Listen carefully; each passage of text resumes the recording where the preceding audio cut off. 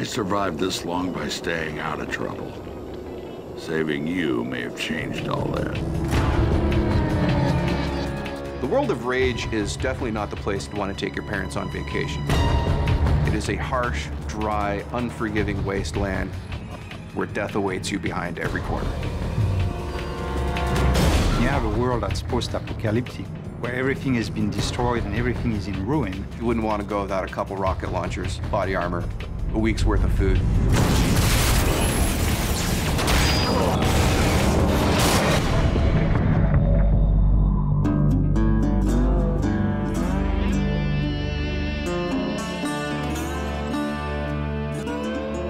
So the first character that you meet in Rage is named Dan Hagar.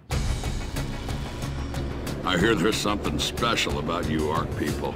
He is this fatherly character that is trying to keep his settlement safe. We knew we needed a great voice talent, and the only way to find that is look for great actors. In the initial images I saw of Dan Hagar, he had glasses, the shorts, the fishing vest, and I go, that totally reminds me of Walter Sobchak from The Big Lebowski. And I go, Tim, we need to get John Goodman. Welcome to the future. You can imagine if there was an actor from Hollywood that could survive an asteroid destroying the Earth, he would be on that list. Get to town.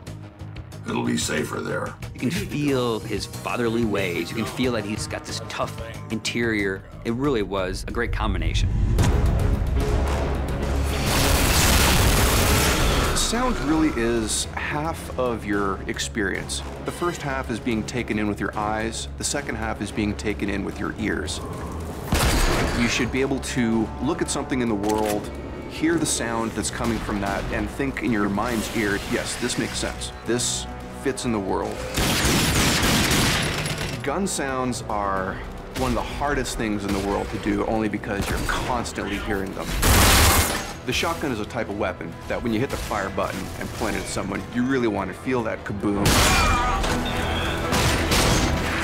Get the sound mixed between the high-end elements to pique the interest and the low-end elements, the kick to the gut, to make you feel like you're in a living, breathing, cinematic experience. Rage is stylized realism. Visually, there was the idea of the scale that was really important. And then it was also like an idea of futurism. So it is still a believable city.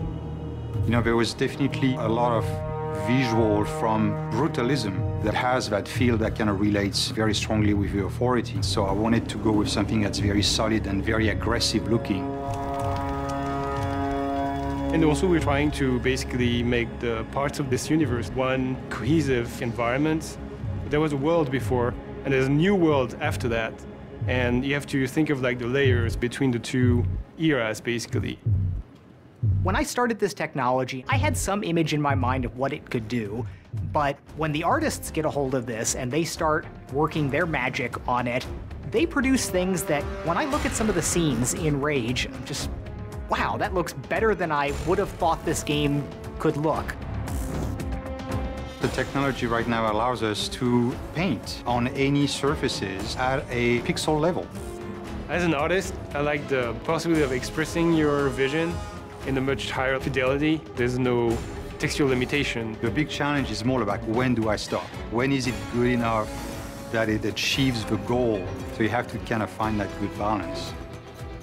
I want the player to feel like he lived through an experience that is bigger than just the game itself.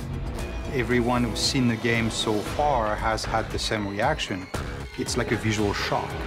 There's some really breathtaking imagery there, and it is better than I would have imagined it would be.